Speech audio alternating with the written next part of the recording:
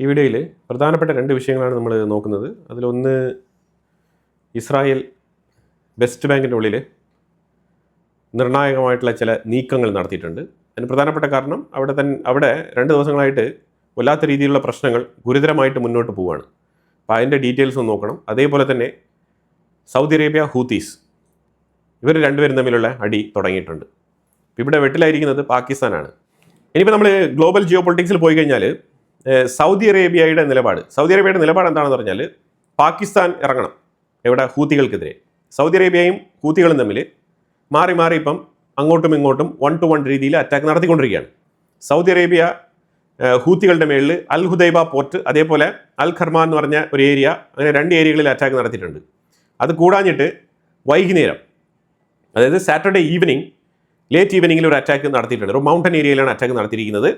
അങ്ങനെ 3 സ്ഥലങ്ങളിലാണ് Saudi Arabia attack നടത്തിയിരിക്കുന്നത്. പക്ഷേ അതിന് അൽ ഹുദൈബ പോർട്ടിൽ സൗദി അറേബ്യ ആക്രമണം നടത്തിയ സമയത്ത് തന്നെ ഹൂത്തികൾ സാറ്റർഡേ ആഫ്റ്റർനൂണോടുകൂടി സൗദി അറേബ്യക്കുള്ളിൽ അറാംകോയുടെ ജിസാൻ എന്ന് പറഞ്ഞ സ്ഥലത്ത് പ്രവർത്തിക്കുന്ന അറാംകോയുടെ കമ്പനിക്കെതിരെ ഇവർ മിസൈൽ ആക്രമണം നടത്തിയിട്ടുണ്ടെന്നുള്ള രീതിയിലുള്ള ക്ലെയിം മുന്നോട്ട് വെച്ചിട്ടുണ്ടായിരുന്നു.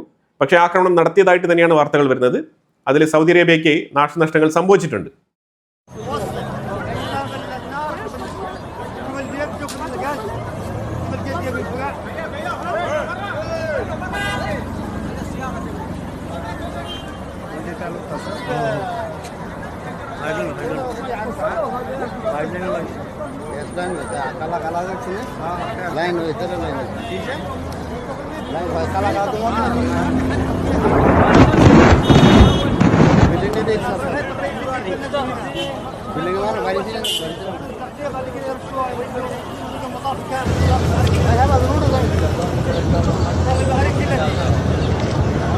സൗദി അറേബ്യയ്ക്ക് വേണ്ടതെന്ന് പറഞ്ഞാൽ പാകിസ്ഥാൻ ഇപ്പോൾ സൗദി അറേബ്യയ്ക്ക് ഒപ്പം ഇറങ്ങണം. പക്ഷെ പാകിസ്ഥാന്റെ നിലപാട് ഞാനിപ്പോൾ വളരെ വ്യക്തമായിട്ട് പറയാം. പാകിസ്ഥാന്റെ നിലപാട് ഒരു യുദ്ധത്തിലോ കൺഫ്രണ്ടേഷനിലോ ഏർപ്പെടുക എന്നുള്ളത് പാകിസ്ഥാന്റെ പോളിസിയിൽ ഇപ്പോൾ ഇല്ല.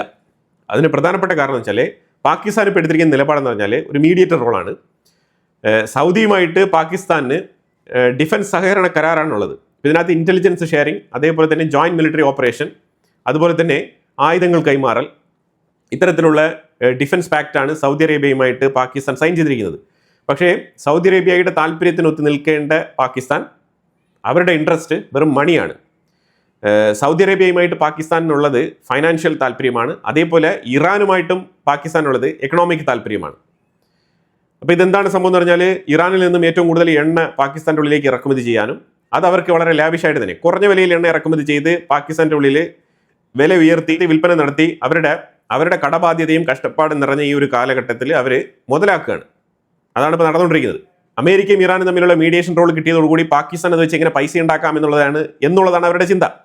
അപ്പോൾ അതുകൊണ്ട് അവർ തീരുമാനിച്ചത് നമുക്ക് ഒരു രീതിയിലും ഒരു കൺഫ്രണ്ടേഷനിൽ ഇറങ്ങണ്ട, സൗദി അറേബ്യയും നമ്മൾ നീറ്റായിട്ട് ക്ലീനായിട്ട് മുന്നോട്ട് കൊണ്ടുപോകാം, അതേപോലെ തന്നെ ഇറാൻ്റെ ഫ്രണ്ട്ഷിപ്പും വളരെ അനിവാര്യമാണെന്നാണ് പാകിസ്ഥാൻ ചിന്തിക്കുന്നത്. അതുകൊണ്ട് പാകിസ്ഥാൻ ഇപ്പോൾ നിലവിലൊരു കൺഫ്രണ്ടേഷൻ ഇറങ്ങാൻ തയ്യാറല്ല, പ്രത്യേകിച്ച് ഹൂത്തികൾക്കെതിരെ പോകാനും തയ്യാറല്ല. അപ്പോൾ ഈ സാഹചര്യത്തിൽ സൗദി അറേബ്യ ശരിക്കും പാകിസ്ഥാനെ ഹൂത്തികൾക്കെതിരെയുള്ള ഈ ഒരു കൺഫ്രണ്ടേഷനിൽ ഇറങ്ങാൻ വേണ്ടിയിട്ട് പ്രേരിപ്പിക്കുന്നുണ്ട്. പക്ഷേ പാകിസ്ഥാൻ ഇറങ്ങാൻ തയ്യാറല്ല. ഇതാണ് നിലവിലെ സാഹചര്യം. പാകിസ്ഥാൻ ഇച്ചിരി ട്രബിളിലാണ്. അവരുടെ കാര്യം സേഫായിട്ട് മുന്നോട്ട് കൊണ്ടുപോകാനാണ് ശ്രമിക്കുന്നത്. അതിപ്പോൾ പ്രശ്നം എന്താണെന്ന് പറഞ്ഞാൽ അത് കൃത്യമായിട്ട് ഇപ്പം സൗദി അറേബ്യയ്ക്ക് മനസ്സിലായി തുടങ്ങി. അതാണ് ഇവിടുത്തെ പ്രശ്നം. അല്ലാതെ പാകിസ്ഥാൻ വേറെ പ്രശ്നമൊന്നുമില്ല. അപ്പോൾ അതുകൊണ്ട് ഇവർ അമേരിക്കയുടെ അടുത്ത് $10 ബില്യൺ ഞങ്ങൾക്ക് വേണം എന്നുള്ളത് ഇവർ ആവശ്യപ്പെട്ടിട്ടുണ്ടായിരുന്നു പാകിസ്ഥാൻ. കാരണം പാകിസ്ഥാൻ ഇപ്പോൾ ലോണൊന്നും കിട്ടുന്നില്ല. അതാണ് പ്രധാനപ്പെട്ട വിഷയം. അതുപോലെ തന്നെ ഇപ്പം സൗദി അറേബ്യയിൽ നിന്ന് ഇനി പൈസയൊന്നും കിട്ടാനും പോകുന്നില്ല. കിട്ടാനുള്ളത് കിട്ടിക്കഴിഞ്ഞു. മീൻസ് ഇവർ കടം കൊടുത്ത പൈസയല്ല, ഇവർ യാചിച്ച പൈസ ഇവർക്ക് കിട്ടിക്കഴിഞ്ഞു. അപ്പോൾ ഇനി അടുത്ത് അമേരിക്കയാണ് ലക്ഷ്യം വെച്ചിരിക്കുന്നത്. അമേരിക്കയുടെ അടുത്ത് ഇവർ ചോദിച്ച പൈസ ഇവർക്ക് കിട്ടുമോ എന്നുള്ളതാണ് ഇവരിപ്പം ചിന്തിച്ചുകൊണ്ടിരിക്കുന്നത്. അപ്പോൾ അതിൻ്റെ ഇടയ്ക്ക് ഇവർക്ക് സൗദി അറേബ്യയോടൊപ്പം ചേർന്ന് ഹൂത്തികളുടെ ഇടയിൽ വന്നിട്ട് ഒരു കൺഫ്രണ്ടേഷനിൽ ഏർപ്പെടാനുള്ള താല്പര്യമില്ല. മിഡിൽ ഈസ്റ്റ് രാജ്യങ്ങളിൽ കുവൈറ്റ് ആയിക്കോട്ടെ, അതേപോലെ ബഹ്റൈൻ ആയിക്കോട്ടെ, സൗദി അറേബ്യയെ ചുറ്റിപ്പറ്റി കിടക്കുന്ന രാജ്യങ്ങളെല്ലാം ഇച്ചിരി ടെൻസ്ഡ് മൊമെന്റിലാണ്. ഇത്രയും നാളും ഇറാൻ യുദ്ധം മാത്രമായിരുന്നു. ഇപ്പം സൗദി അറേബ്യ ഹൂത്തികൾ യുദ്ധം വീണ്ടും സ്റ്റാർട്ട് ചെയ്തിരിക്കുന്ന ഒരു സാഹചര്യമാണ്. ഒമാൻ ഇതുമായിട്ട് ബന്ധപ്പെട്ട് യുദ്ധം വേണ്ട എന്നുള്ള തലത്തിലൊക്കെ ഉപദേശങ്ങളൊക്കെ നൽകുന്നുണ്ട്. അവർക്ക് വേണമെങ്കിൽ അവർ മീഡിയേറ്റർ ആവാനും തയ്യാറാണെന്ന് പറഞ്ഞിട്ടുണ്ട്. അതുപോലെ തന്നെ ഇറാൻ്റെ വിഷയവും ഒമാൻ ഒരു ചർച്ചയിലൂടെ പരിഹരിക്കാമെന്നുള്ള രീതിയിൽ അമേരിക്കയ്ക്ക് ഒരു പ്രപ്പോസൽ വെച്ചിട്ടുണ്ട്. ട്രംപ് പറയുന്നത് എനിക്ക് സമയമില്ല ഇതൊന്നും കേട്ട് നിൽക്കാൻ, തീരുമാനങ്ങൾ എടുത്തിട്ട് എൻ്റെ അടുത്ത് പറഞ്ഞു കഴിഞ്ഞാൽ ഞാൻ എന്തെങ്കിലും തരത്തിൽ റെസ്പോണ്ട് ചെയ്യാൻ ശ്രമിക്കാം എന്നുള്ള രീതിയിലാണ് കാര്യങ്ങൾ പറഞ്ഞിരിക്കുന്നത്. പക്ഷേ അക്സിയോസ് ഉൾപ്പെടെയുള്ള പത്രങ്ങൾ, അതേപോലെ ചില ലെഫ്റ്റ് ഓറിയന്റഡ് മാധ്യമങ്ങൾ അമേരിക്ക യുദ്ധം നിർത്തുന്നതായിട്ടും അതേപോലെ തന്നെ അമേരിക്ക യുദ്ധം നിർത്തുന്നതായിട്ടും ഇനി ആക്രമണങ്ങൾ ഉണ്ടാവില്ല എന്നും പറഞ്ഞിട്ടുണ്ട്. പക്ഷേ അതേ സ്ഥലത്ത് അമേരിക്ക ഇന്നലെ ശനിയാഴ്ച ആക്രമണങ്ങൾ പൊതുവെ ഇച്ചിരി കുറവായിരുന്നു. പക്ഷേ 2 സ്ഥലങ്ങൾ, ഇഷ്ഫഹാനും അതേപോലെ നറ്റാൻസിന്റെ അടുത്തും 2 സ്ഥലങ്ങളിൽ അമേരിക്ക ആക്രമണം നടത്തിയിട്ടുണ്ട്. അതിൽ ഇഷ്ഫഹാനിൽ ഒരു 10 ഏരിയകളാണ് സറൗണ്ടിങ്ങിൽ, ഇഷ്ഫഹാനിലെ ഒരു ഡെസേർട്ട് ഏരിയയിൽ 10 സ്പോട്ടുകളിലാണ് അറ്റാക്ക് നടത്തിയിരിക്കുന്നത്. അതേപോലെ തന്നെ ഇനി പ്രിസൈസ് ആയിട്ട് ഇറാന്റെ നിർണായക മേഖലകളാണ് ആക്രമിക്കാൻ അമേരിക്ക താല്പര്യപ്പെടുന്നത്. അല്ലാതെ എവറി ഡേ ഒരു റൊട്ടീൻ അറ്റാക്ക് എന്നുള്ള രീതിയിൽ നടത്താൻ ഉദ്ദേശിക്കുന്നില്ല എന്നാണ് പറഞ്ഞിരിക്കുന്നത്. പക്ഷേ അത് വളച്ചൊടിച്ച് യുദ്ധം അമേരിക്ക നിർത്തുന്നു എന്നുള്ള തരത്തിലൊക്കെ വാർത്തകൾ വരുന്നുണ്ട്. മീഡിയേഷൻ നടക്കുന്നുണ്ടെന്നുള്ള വാർത്തകളൊക്കെ വരുന്നുണ്ട്. അപ്പോൾ എന്തായാലും നമുക്കൊന്നും ഉറപ്പിക്കാനായിട്ടില്ല. പക്ഷേ എന്തായാലും ചില നിർണായക ഡെവലപ്മെന്റുകൾ നടക്കുന്നുണ്ട് ഇറാൻ അമേരിക്ക യുദ്ധത്തിനിടയിൽ. അപ്പോൾ അത് ഒരു പ്രോപ്പർ മീഡിയേഷൻ ആണോ, ഇല്ലാന്നുണ്ടെങ്കിൽ അമേരിക്കയുടെ ഒരു സ്ട്രാറ്റജി ആണോ, ഇല്ലാന്നുണ്ടെങ്കിൽ അവർ കൃത്യമായിട്ടുള്ള സ്പോട്ടുകൾ അറ്റാക്ക് ചെയ്യാൻ വേണ്ടിയിട്ട് അവർ ചില നിർണായക നീക്കങ്ങൾ, രഹസ്യ നീക്കങ്ങൾ നടത്തുന്നതാണോ എന്നും കൂടി നമുക്കറിയില്ല. പക്ഷേ ഇത്തരത്തിൽ 3 തരത്തിലുള്ള വാർത്തകൾ വരുന്നുണ്ട്. ഇസ്രായേൽ പാലസ്തീൻ ഇഷ്യൂ എന്താണെന്ന് പറഞ്ഞാൽ, ഞാൻ കാണിക്കുന്ന മാപ്പ് നിങ്ങളൊന്ന് ശ്രദ്ധിച്ചോളൂ. ഇതിനകത്ത് ഈ ഗ്രീൻ കളറിൽ, അതായത് ഇസ്രായേലിൻ്റെ ഉള്ളിൽ കാണുന്ന അതേ ഗ്രീൻ കളറിൽ റിഫ്ലക്റ്റ് ചെയ്യുന്ന വെസ്റ്റ് ബാങ്കിൻ്റെ ഉള്ളിലുള്ള സ്ഥലങ്ങളെല്ലാം തന്നെ ഇസ്രായേലിൻ്റെ കൺട്രോളിലാണ് ഉള്ളത്. അപ്പോൾ ഇതിനകത്ത് ഈ വെസ്റ്റ് ബാങ്ക് അഥവാ ഈ പാലസ്തീൻ എന്ന് വിളിക്കുന്ന ആ ഒരു സ്റ്റേറ്റിന് എത്ര സ്ഥലങ്ങളുണ്ട് എന്നുള്ളത് നിങ്ങൾ വളരെ വ്യക്തമായിട്ട് ഇതിനകത്ത് മനസ്സിലാക്കാൻ പറ്റും ഈ മാപ്പിൽ. അപ്പോൾ ഇതിനകത്ത് ഒരു യെല്ലോയിഷ് ഗ്രീൻ കളറിൽ കാണുന്ന ആ പോർഷൻസ് മാത്രമാണ് ശരിക്കും പാലസ്തീൻ്റെ കീഴിലുള്ളത്. ബാക്കി ഒരു ഡിഫറൻ്റ് ആയിട്ടുള്ള കുറച്ച് ഡാർക്ക് ബ്ലൂ മാതിരിയുള്ള കളറിൽ കാണുന്ന സ്ഥലങ്ങളെല്ലാം തന്നെ പാലസ്തീനികളാണ് അവിടെ താമസിക്കുന്നത്. പക്ഷേ സ്റ്റിൽ അതിൻ്റെ സെക്യൂരിറ്റി ഇസ്രായേലിൻ്റെ കയ്യിലാണ്. IDF സോൾജേഴ്സാണ് അവിടെ പൂർണ്ണമായിട്ടും സെക്യൂരിറ്റി നോക്കുന്നത്. അതിലൊരു സ്ഥലമാണ് ടെൽ എന്ന് പറഞ്ഞിട്ടുള്ളൊരു വില്ലേജ്. ഈ ടെൽ എന്ന് പറഞ്ഞ വില്ലേജിലാണ് ഒരു ഇസ്രായേലി സെക്യൂരിറ്റി ഓഫീസർക്ക് കുത്തേൽക്കുന്നത്. കുത്തിയത് 2 അറബ് വംശജരാണ്. അവരെ ഉടനെ തന്നെ കസ്റ്റഡിയിലെടുത്ത് ഇസ്രായേൽ അറസ്റ്റ് ചെയ്ത് കൊണ്ടുപോയി. അത് കഴിഞ്ഞിട്ട് ആ മേഖലയിൽ ഇതുപോലെ അറബ് തീവ്രവാദികളുണ്ടെന്ന് പറഞ്ഞിട്ട് IDF വ്യാപകമായിട്ടുള്ള തെരച്ചിലുകളാണ് നടത്തിയത്. ആ തെരച്ചിൽ നടത്തിയതിൽ നിരവധി പേരെ അറസ്റ്റ് ചെയ്തിട്ടുണ്ട്. പക്ഷെ അതിനെ തുടർന്നുണ്ടായ ഒരു സംഭവം എന്ന് പറഞ്ഞാൽ, ഈ തെരച്ചിൽ നടന്നുകൊണ്ടിരിക്കുന്ന സമയത്ത് ഒരു അറബ് വംശജൻ ഈ തെരച്ചിൽ നടത്തുന്ന സെക്യൂരിറ്റി ഓഫീസർ അതുപോലെ തന്നെ IDF സോൾജേഴ്സിൻ്റെ കയ്യിൽ നിന്നും ഈ തോക്ക് പിടിച്ചു പറിച്ച് അവിടെ ചെറിയൊരു അടിപിടി ഉണ്ടാകുകയാണ്. ആ അടിപിടിയിൽ ഈ സോൾജറിൻ്റെ കയ്യിലുള്ള തോക്ക് വലിച്ചെടുത്തിട്ട് മറ്റൊരു IDF ഉദ്യോഗസ്ഥനെതിരെ വെടിവെക്കുന്ന സാഹചര്യമാണ് ഉണ്ടായത്. ആ വെടിവെപ്പിൽ ഒരു IDF ഉദ്യോഗസ്ഥൻ കൊല്ലപ്പെട്ടു. പക്ഷെ അതേസമയം ചുറ്റുമുണ്ടായിരുന്ന IDF സോൾജേഴ്സ് ഈ അറബ് യുവാവിനെയും അയാളോടൊപ്പം ഉണ്ടായിരുന്ന ആൾക്കാരെയൊക്കെ തിരിച്ച് വെടിവെച്ച് കൊലപ്പെടുത്തുകയാണ് ചെയ്തത്. അപ്പോൾ ശരിക്കും അങ്ങനെ ഒരു ഇൻസിഡൻറ്റ് അവിടെ സംഭവിച്ചു, ടെൽ എന്ന് പറഞ്ഞിട്ടുള്ള ആ വില്ലേജിൽ. ആ ഇൻസിഡൻറ്റ് നടന്നതിനെ തുടർന്ന് വെസ്റ്റ് ബാങ്കിൻ്റെ ഉള്ളിൽ തലങ്ങും വിലങ്ങും IDF റെയ്ഡ് നടത്തുകയാണ്. കഴിഞ്ഞ 2 ദിവസമായിട്ട് വലിയ രീതിയിലുള്ള തിരച്ചിലുകളാണ് നടക്കുന്നത്. നിരവധി പേരെ അറസ്റ്റ് ചെയ്യപ്പെട്ടിട്ടുണ്ട്. ശരിക്കും ഈ ഗാസ മാത്രമല്ല, ഗാസ ഒരു പരിധിവരെ ഒരു 30% ആയിട്ട് ചുരുങ്ങിയിട്ടുണ്ടെങ്കിൽ വെസ്റ്റ് ബാങ്കും സൈലന്റ് ആയിട്ട് തന്നെ ഇല്ലാതായിക്കൊണ്ടിരിക്കുന്നു എന്നുള്ളതാണ് മനസ്സിലാക്കേണ്ടത്.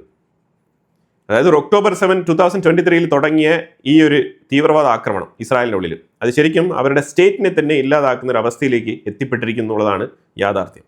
അത് മാത്രമല്ല, ഈ ബെത്ലഹേം ഏരിയയിൽ ശരിക്കും ഇന്റർനാഷണൽ സോൺ ബ്ലൂ കളറിൽ കാണുന്നുണ്ടല്ലോ, അതിൻ്റെ ഒരു പോർഷൻ, ഈ അറ്റത്ത് വാല് പോലെ ഇരിക്കുന്ന ഒരു പോർഷൻ, ആ പോർഷൻ പൂർണ്ണമായിട്ടും ഇസ്രായേലിനോടൊപ്പം അനക്സ് ചെയ്തിട്ടുണ്ട്.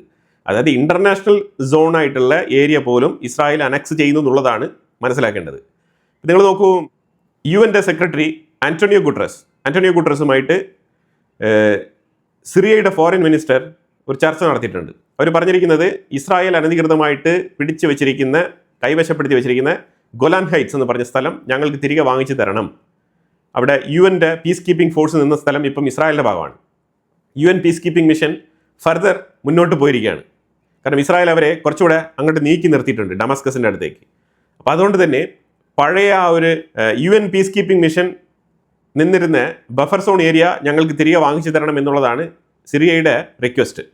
ഇത് എത്രമാത്രം സക്സസ് ആവുമെന്നുള്ളത് നമുക്കറിയില്ല. കാരണം ഇന്റർനാഷണൽ ക്രിമിനൽ കോർട്ട് അവിടെ ഇസ്രായേലിനെതിരെ നിലപാടെടുത്തിരുന്ന പാകിസ്ഥാൻ ഒറിജിനായിട്ടുള്ള കരീം ഖാൻ എന്ന് പറഞ്ഞിട്ടുള്ള ചീഫ് പ്രോസിക്യൂട്ടർ, അയാളാണ് ICC കൺട്രോൾ ചെയ്തിരുന്നത്. അപ്പോൾ അതുകൊണ്ട് തന്നെയാണ് ഒക്ടോബർ 7 ആക്രമണം നടത്തിയ തീവ്രവാദികൾക്കെതിരെ ഒരു തരത്തിലുള്ള റെസൊല്യൂഷൻസും പാസ്സാക്കാത്ത കരീം ഖാൻ ഇസ്രായേലിൻ്റെ ഉള്ളിൽ 1200 പേരെ കൊലപ്പെടുത്തുകയും 200 ചില്ലുവാനം ആൾക്കാരെ ബന്ദികളായിട്ട് പിടിച്ചുകൊണ്ടുപോയ വിഷയത്തിൽ ഒരു തരത്തിലുള്ള കണ്ടംനേഷനും രേഖപ്പെടുത്താത്ത ICC കൃത്യമായിട്ട് ബെഞ്ചമിൻ നെതന്യാഹുവിനെയും അതേപോലെ അന്നത്തെ ഡിഫൻസ് മിനിസ്റ്റർക്കെതിരെയൊക്കെ അറസ്റ്റ് വാറണ്ട് പുറപ്പെടുവിച്ചിരുന്നത്.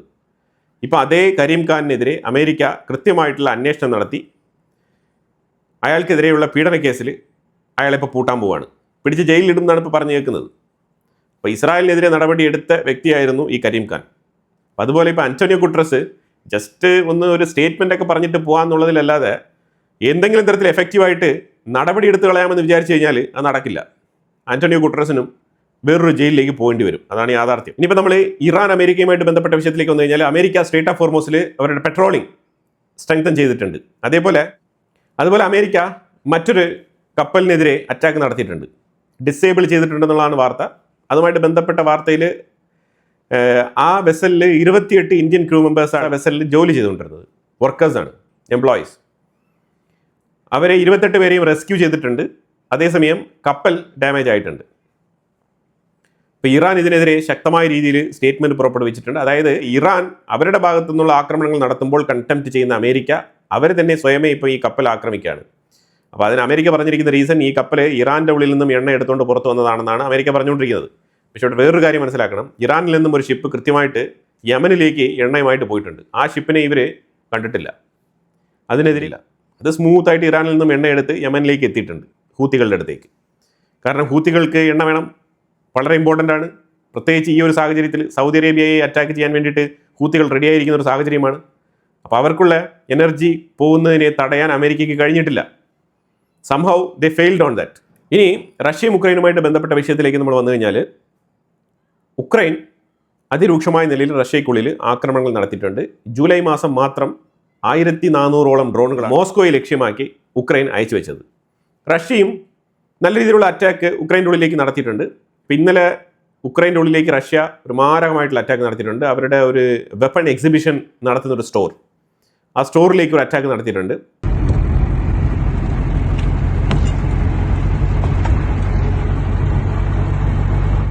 അതുപോലെ ഉക്രൈനും ബാക്ക് ടു ബാക്ക് റഷ്യയെ ആക്രമിച്ചുകൊണ്ട് തന്നെയാണ് ഇരിക്കുന്നത്. അതുപോലെ തന്നെ വലിയ രീതിയിലുള്ള ഫോറസ്റ്റ് ഫയർ, ഈ ഫോറസ്റ്റ് ഫയർ സ്പെയിനിലുണ്ടായി. സ്പെയിനിൽ നിന്നും അത് ഫ്രാൻസിലേക്ക് സ്പ്രെഡ് ചെയ്ത്. കാരണം കാലാവസ്ഥ, കാറ്റടിക്കുന്നതുകൊണ്ട് തന്നെ വിൻഡിൻ്റെ ദിശയിലേക്ക് അത് ആളിപ്പടരുകയാണ്. പച്ചയായിട്ടുള്ള മരങ്ങളൊക്കെ കത്തുകയാണ്, ആളിക്കത്തുകയാണ്. ഒന്നും ചെയ്യാൻ പറ്റാത്ത സാഹചര്യമാണ്. ശരിക്കും ഈ തീ പടർന്ന് വന്തലിച്ച് ഇങ്ങനെ പൊയ്ക്കൊണ്ടിരിക്കുകയാണ്. ഇറ്റലിയിൽ വരെ തീ എത്തിയിട്ടുണ്ട്. ശരിക്കും ഒരു ദുരന്തമാണ്. യൂറോപ്പിനെ സംബന്ധിച്ചിടത്തോളം മിഡിൽ ഈസ്റ്റ് കോൺഫ്ലിക്റ്റ് കൊണ്ടും അതേപോലെ റഷ്യ ഉക്രൈൻ കോൺഫ്ലിക്റ്റ് കൊണ്ടും എനർജിക്ക് വല്ലാത്ത രീതിയിൽ ബുദ്ധിമുട്ട് അനുഭവിക്കുന്ന ഒരു സമയം കൂടിയാണ്. ഈ സാഹചര്യത്തിലാണ് ഈ കാട്ടുതീ ആളിപ്പടർന്ന് വീണ്ടും അവിടെ ഒരു പ്രതിസന്ധി രൂപപ്പെട്ടിരിക്കുന്നത്. ശരിക്കും സ്പെയിനിൽ നിന്നും 10,000-കണക്കിന് ആൾക്കാരെ മാറ്റിപ്പാർപ്പിച്ചിട്ടുണ്ട്. ഓൾമോസ്റ്റ് സ്പെയിൻ, ഫ്രാൻസ് ഒക്കെ കൂടി ചേർത്ത് കഴിഞ്ഞാൽ ലക്ഷക്കണക്കിന് ആൾക്കാരെ ഇപ്പോൾ മാറ്റിപ്പാർപ്പിച്ചിരിക്കുകയാണ്.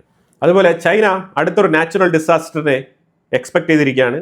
ടൈഫൂൺ വലിയ രീതിയിൽ ചൈനയെ അഫക്റ്റ് ചെയ്യുമെന്നാണ് പറയുന്നത്. കാരണം ഇത് തൈവാനിൻ്റെ ആ ഒരു സ്ട്രേറ്റ് കടന്ന് ചൈനയിലേക്ക് എൻട്രി ആകുന്ന ആ ഒരു പൊസിഷനിലേക്ക് നിൽക്കുകയാണ്. ഓൾറെഡി തന്നെ ലാസ്റ്റ് വീക്ക് വലിയ രീതിയിലുള്ള പ്രളയം കടന്നു പോയതേ ഉള്ളൂ ചൈനയെ ടച്ച് ചെയ്ത്.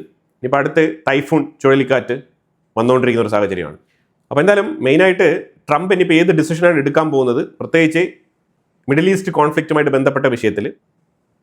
സോ എൻറ്റയർ മിഡിൽ ഈസ്റ്റ് ആയിക്കോട്ടെ, അതേപോലെ തന്നെ എൻറ്റയർ ഗ്ലോബൽ കമ്മ്യൂണിറ്റി ആയിക്കോട്ടെ, ഇറാൻ അമേരിക്ക കോൺഫ്ലിക്റ്റ് ഏത് രീതിയിൽ അവസാനിക്കും എന്നുള്ള നിലയിലാണ് കാര്യങ്ങൾ നോക്കിക്കാണുന്നത്. അതേപോലെ തന്നെ സൗദി അറേബ്യയും ഹൂത്തികളും തമ്മിലുള്ള വിഷയവും ഒരു കൺട്രോൾഡ് മാനറിൽ അവസാനിപ്പിക്കണം എന്നാണ് മിഡിൽ ഈസ്റ്റ് രാജ്യങ്ങളുടെ റിക്വസ്റ്റ്. പക്ഷേ സൗദി അറേബ്യ ആക്രമണം ശക്തമായിട്ട് തുടരുകയാണ്.